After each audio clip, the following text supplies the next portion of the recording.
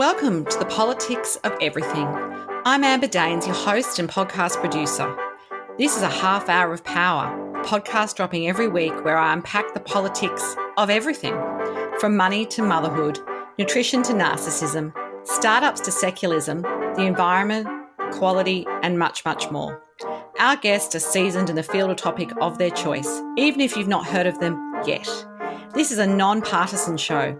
So while I love exploring varied views and get a buzz from a healthy debate of ideas, this is not a purely blue, white, green program. Please subscribe, tune in and enjoy the politics of everything. Dr. Jane Foster has been a teacher and educator for over 4 decades, both in Australia and abroad. Throughout her career, she has noticed how the pervasive culture of blame, criticism and judgment can be damaging and destructive. This realisation inspired her to establish My Turn, which since evolved into emotional resilience. I'm calling that ER today for short. In her doctoral research, Jane evaluated the effectiveness of ER with first-year university students, and the results were impressive. It increased students' psychological well-being, life satisfaction and resilience while decreasing their levels of psychological distress. Her latest book aims to share this life-saving skill with a wider audience, and today we're here to discuss the topic of emotional resilience. And so it's a warm welcome to Dr. Jane Foster. Hello. Thank you. Thank you, Amber. Podcasting remotely can be challenging, but it doesn't have to be. Since day one of the Politics of Everything, I have relied on Zencastr's all-in-one solution to make the process quick and painless, the way it should be for those of us who just love great content and want to get our ideas out into the world. If you know me, I'm obsessed with quality in terms of my guests, my sound, and everything about my show has to be great the first time. I'm time poor. It's so easy to use Zencastr. I'm not tech savvy and you don't need to be either. There's nothing to download. Just click on the link and off we go. Zencastr is all about making your podcasting experience easy, and with everything from local recording to automatic post-productions now in their toolkit, you don't have to leave your browser to get that episode done, and done fast. I have a special offer for you, and hopefully you can experience what I have with Zencastr. Go to zencastr.com/pricing and use my VIP code, the Politics of Everything, all lowercase and one word, to get 30% off your first 3 months of Zencastr Professional. How good is that? I want you to have the same easy experiences I do for all my podcasting and content needs. It's time to share your story. What did you want to be as a kid? And I asked this of all my guests because I like to join the dots and see if there's any synergy, or you've totally taken a completely different path to where you thought you might end up. Okay, no, I've really taken the path I think I always had.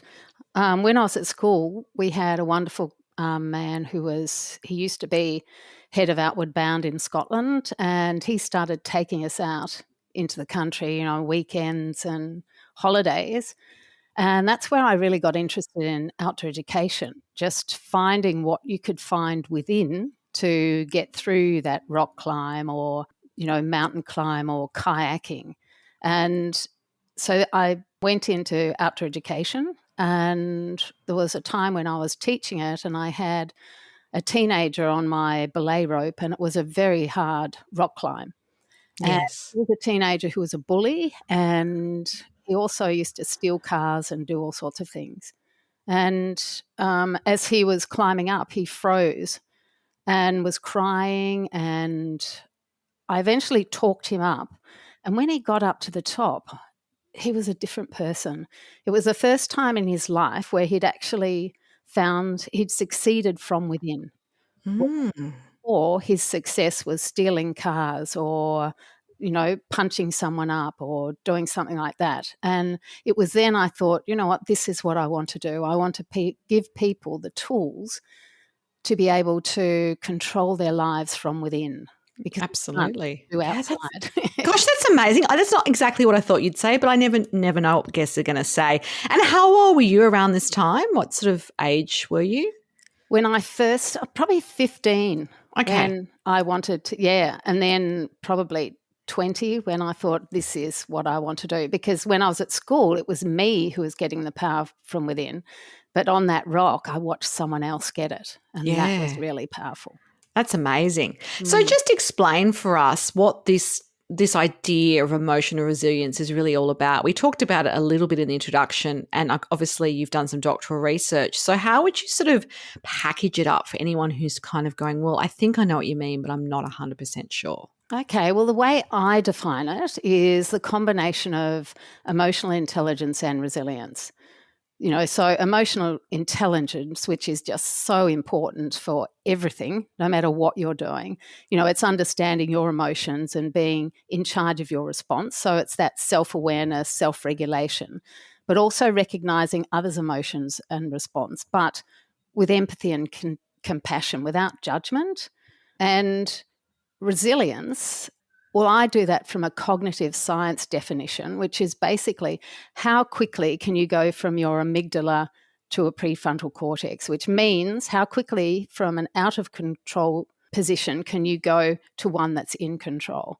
And in relationships, that's everything, because if someone hurts you, how quickly can you turn around and say, well, look what's happening in their life, and understand it's actually their difficult time, not yours. Absolutely. Yeah, so the Yeah. combination is incredibly powerful. Yeah, absolutely. I can see why that would be the case.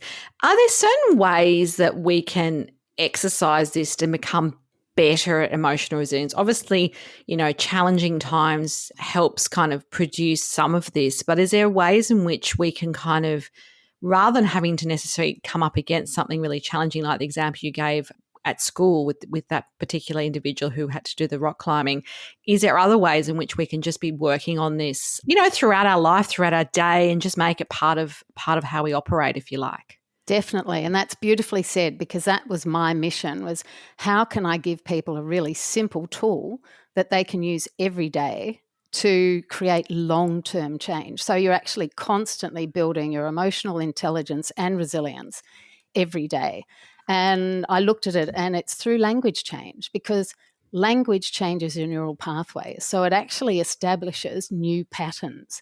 I mean, we all know what it's like when we go to a seminar and it's fantastic, and we come home and, yes, I'm going to do this. And, you might do it for a week, 2 weeks, and then no, it just disappears and you go back to your old habits. Well, that's because you're reinforcing that old pattern with the same language.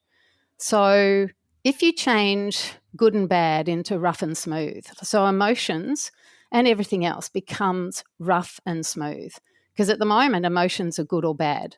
And everyone's saying, if they're on a bad they feel a bad emotion like sadness or frustration or anger, everyone says you've got to stop that. You've got to get onto a good emotion. Well, see, I've defined them as roads. So there's rough roads and smooth roads. Now, on which road will you build your resilience? Will you improve your driving skills? Well, it's obviously going to be a rough road. And yet what we're doing is we're picking everyone off the rough road and putting them on the smooth, thinking that we're doing the right thing. But no one's building their resilience. And what happens is if someone's on that rough road and there's no one there to pick them up, they are crashing. So it's using rough and smooth instead of good and bad to get rid of the judgment. You need to feel all those emotions. And if you're on a rough road a lot, you know what? That's okay. You just need to learn to be in control. It's not having to be happy all the time, having to be on that smooth road. And if you're not, then you're failing. So it's the words to get rid of the judgment, but also words to empower you and give you back, basically, because this is all based on a metaphor, your own steering wheel, because your steering wheel, only you drive it. We don't reach over and grab anyone else's steering wheel. But so we are in control of, I guess, how we're operating. Is that what we're trying to do in a kind of... Absolutely. It's being in control of your response, because we're reaching over and grabbing other people's steering wheels, by saying you should be going over there, or I'm not feeling too good. It's okay. I'll take you for a coffee. I've got nothing to do. Kids, well, I'll give you something to do. We're constantly doing that with friends. I'm upset. Here's some flowers. Now, there's nothing wrong with doing that, but we're not giving people the chance to stop and think, well, how am I going to regain control of this steering wheel and build my own resilience, because we're doing it for everyone else. As I said, it doesn't mean you stop that. You just give people the opportunity to do it themselves. And it's, and the second language change is, you need to stop saying it's your fault. You're making me angry. Now, if I'm making you angry, I'm actually taking your steering wheel and you're left there with no steering wheel and feeling vulnerable and feeling a victim. And what's happening now is when you feel a victim, you want to regain your power. And so many people are doing that through retaliation. And the retaliation can be towards other people, but it can also be towards yourself. I mean, look at people, you said this to me, I'm going to say this to you. If someone on the road, right. Yes. Yep. puts his finger up, you beep the horn. And we're doing it as countries. Road rage, yeah. Exactly. You bomb me, so I'm going to bomb you. And it's when you feel a victim, you do. And that's what all these school shootings about. They even name it up. I'm shooting you because you didn't take me to the prom. I'm shooting, it's all the justification and the reasoning for the action is sometimes, the core of I guess, what has to be dealt with. And do you think certain people have better ER than others? Like, is it something that's like born and made kind of question, I guess, is really, or is it something to do with how you brought up or how you surround yourself with the right people? Like, what's some examples that you think can showcase Well, it's this? interesting because you can come from the same family with the same situations, the same challenges, and one has emotional resilience and the other doesn't. But the good thing is, because of neuroplasticity, you can build it easily. Like people like Immaculée, she was in that cupboard in the Rwandan genocide in 1994, I think it was. And they were in there for 91 days. Well, she came out with emotional resilience and she was able to forgive the soldiers who, killed her family and killed all her friends and, kept she and the other women in the cupboard. Whereas, you've got people who can overcome huge things, whereas in my apartment block, we've got 2 lifts and one of them isn't working. Well, everyone whinges and, talk about a first world problem. You just have to wait, an extra minute? Yeah, exactly. It's all perspective though as well, do you think? Yeah. Is it how you view things and what Absolutely. And that's what the rough and smooth, and instead of saying you're making me angry, you say I am choosing to be angry. And this is giving you the perspective of someone who's in control. And then that makes all the difference. And knowing that it's not good and bad. You haven't had a bad day. You've had a rough day. And you know what? There's a purpose for rough days. That's to build your resilience. Yeah. Yeah, you can just reframe it. I think that's a great sort of way to think about it, perhaps.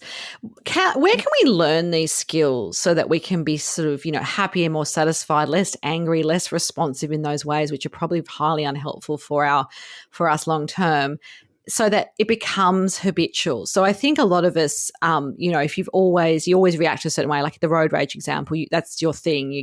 I'm fine till I get in the car, then someone annoys me, they get in my way, they slow me down, and I change. And some people can sort of even have enough awareness to say, that's just how I am. Yeah. And they don't have that desire perhaps, or they see the need to actually, work through that and perhaps do things differently. But obviously they're going to feel, they're less likely to have a heart attack, number one, I'm thinking from a health perspective, but also they probably like the world a little bit better every time they got in that car.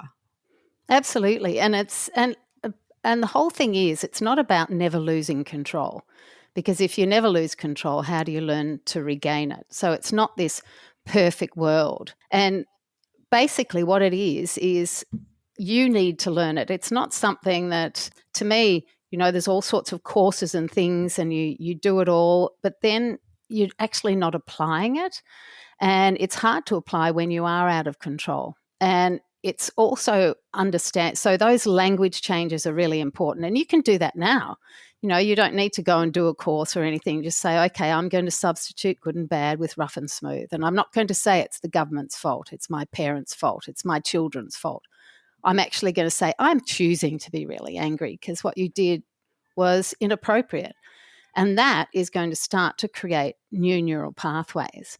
Now, some people will find it very difficult to do that because they're actually emotionally addicted to anger or feeling worthless.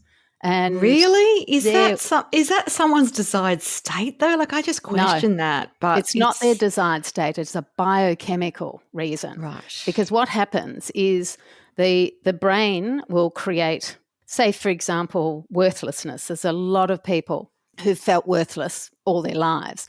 Well, that chemical then is going around in their blood all the time, and the cells see that chemical going by and they go, oh, it's going by all the time. We've only got one receptor for worthlessness. So next time the cell replicates, it doubles and doubles and doubles each time its receptors for that chemical of worthlessness until that cell is addicted to that chemical, because that's what it wants. It's what it's got the most receptors for. So when you start to change your life and, oh, I'm going to do this and this makes me feel worthy, I feel good, and this feeling good chemical comes past, and the cells go, where's that worthless one? We've got all these receptors for it and it's not coming. And so your body can actually send a signal to your brain to create worthless thoughts. So then they go through and the cells go, woohoo, we've got that chemical again. And it's understanding it's not necessarily your willpower if you can't stick to that exercise regime or the, eating better or going to sleep early. It can be a biochemical addiction to that chemical that you're creating when you feel like that. Yeah. Wow, that's such a great explanation, and obviously something that I have not heard before. So just understanding it, I think, is the first step in this as well. Well, it is. It stops you bagging yourself for not having the willpower to continue. Yeah, willpower is such a thing, isn't it? Like people actually there's so much judgment that comes from that willpower narrative as well. Yep. Well done. And that's what I wanted to get rid of, all that judgment and blame, and just, take responsibility. And the other thing, doing things that make you feel good, this is really becoming dangerous as well because of the dopamine addiction. Oh, yeah. And these little smartphones are not helping because there's so much instant gratification of likes and validation, and then people haven't liked it and then you feel bad, and, all this kind of stuff that's happening, which I think it sort of speeds up that, really, doesn't it? Because before we didn't have that. It was just like, okay, Absolutely. Life's going along, but we're not tethered to a device which is validating or invalidating our every thought, idea, whatever it is that we put out there. The danger of this dopamine addiction, because what it does is because dopamine is inhibitory and excitatory, and so it gets really excited and it excites the cell next to it and then the neuron next to it and next to it till they're all shaking, and it almost becomes a neurotoxin. And what happens is it creates a suicidal reaction within those cells, so they kill themselves. And then the brain... You're full of all the good news today, aren't you? Absolutely. But then the brain, because, if you're playing video games, because the things that create the dopamine addiction, social media, online shopping, video games, an excess of sugar, drink, exercise, too many carbs, too much caffeine, alcohol, too much sex, any of those things create this dopamine addiction till finally, because what the neurons do, instead of having all that dopamine going into their receptors, they take their receptors only down to one, which means that you've got to do much more video games or whatever you're doing to create that dopamine, because you've only got one receptor to take it. And then if you keep going, your brain says, okay, that's it. I'm not creating natural dopamine anymore, which means you can only get dopamine, that feel-good chemical, when you play a game, you shop, and this is where we're at now. That's the addiction piece, is it as well? Yeah. That's really what it leads to, I imagine. Well, this is dopamine addiction, and everyone's doing it. And you've got young kids who can't just sit. They can't go outside and just watch the waves because there's no natural dopamine left. Their brains turn that off. You can get it back again, but it's something to be really mindful of. What am I doing to unwind? Am I just going to Instagram? Am I just doing online shopping? Am I just playing a video game all the time? And there's ways to work out whether you're addicted to those things as well. I was with someone the other day and they had their phone, because they said, no, I'm not addicted at all, and it was pinging. And they couldn't help themselves. I said, don't touch it. And they went, It's It could be urgent. as if I was saying, drive off the road. Yeah. No, Well, I know. I'm really good at turning off notifications, but I've also I'm in my late 40s. I haven't grown up with it being a thing. You know what I mean? It's almost a learned behavior for me. So I quite happily have my phone switched off after 8:30 at night. It's in a different room. I don't have notifications, but my teenage son, he does struggle with that. The best thing that ever happens is when he leaves the phone at home. Absolutely. Well, you saw that those teenagers, I don't know if you read about them, they were having a fight at a train station and one of them threw the phone onto the train line.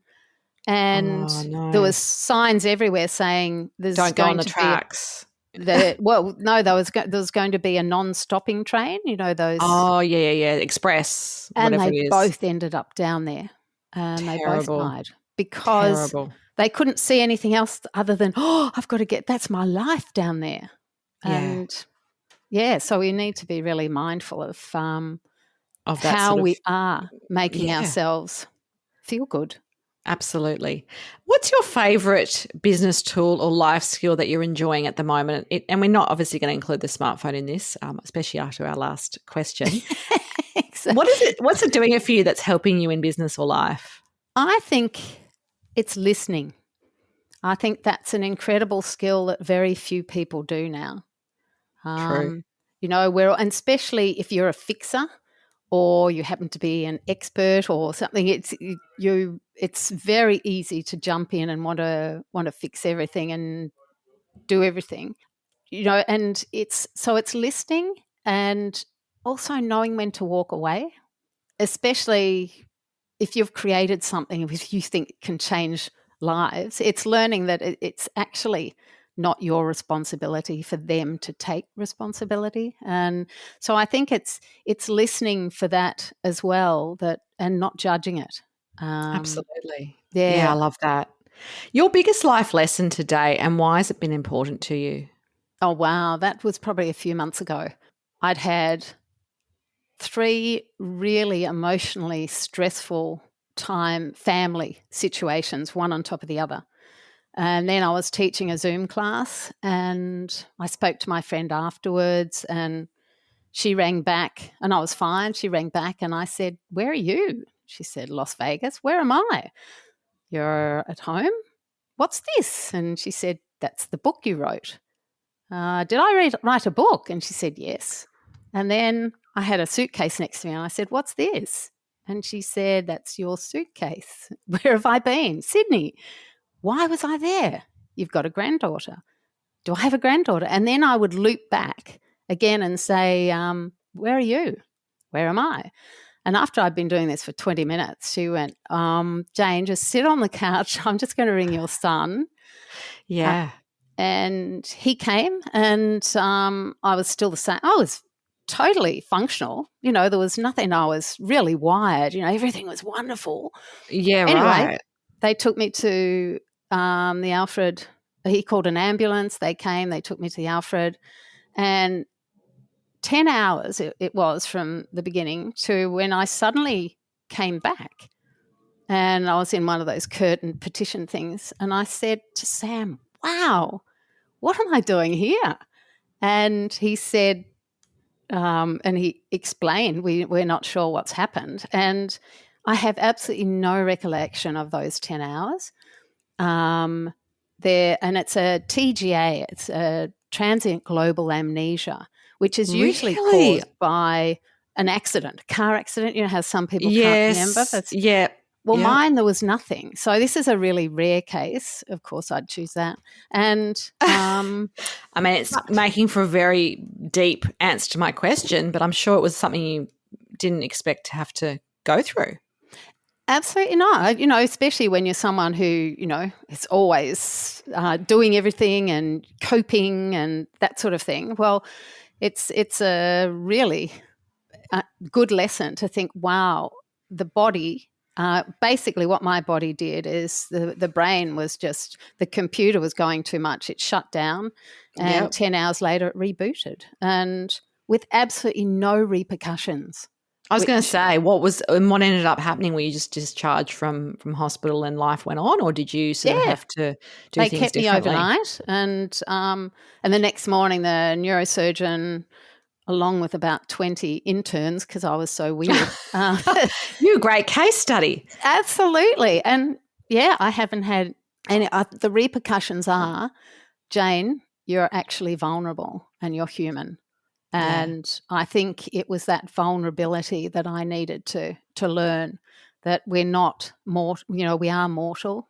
You're not infallible. And sometimes, people need to fix things themselves. Yeah, and you can't control it all, right? It just happens. Yeah. So that has been a huge lesson. And, releasing this book, it will go where it's meant to go. I'm absolutely. not invested in the outcome. Yeah, absolutely. So how do you define your version of success, particularly given the fact you've gone through, I guess, a number of changes, it sounds like, and you are where you are now? I think the biggest thing is being authentic. It sounds... it can be a buzzword, yeah, definitely. Yeah, exactly, but it's probably one of the hardest things to do, really practice what you preach. And I think having a passion and always believing that, with that passion that you're on the right track, and any obstacles you hit, they're not a reflection on you. And you don't judge the people who don't want to take responsibility, because it's their responsibility to change their mindset. So I think it's having that objectivity and no judgment.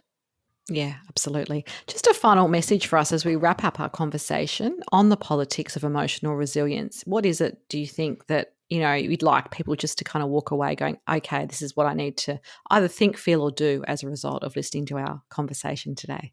Okay, I think don't be so hard on yourself. Know that things are rough and smooth, not good and bad, and that, and take responsibility by not blaming, but, choosing to feel a certain way. And, it's not the road that you're on that matters, but whether or not you're in control.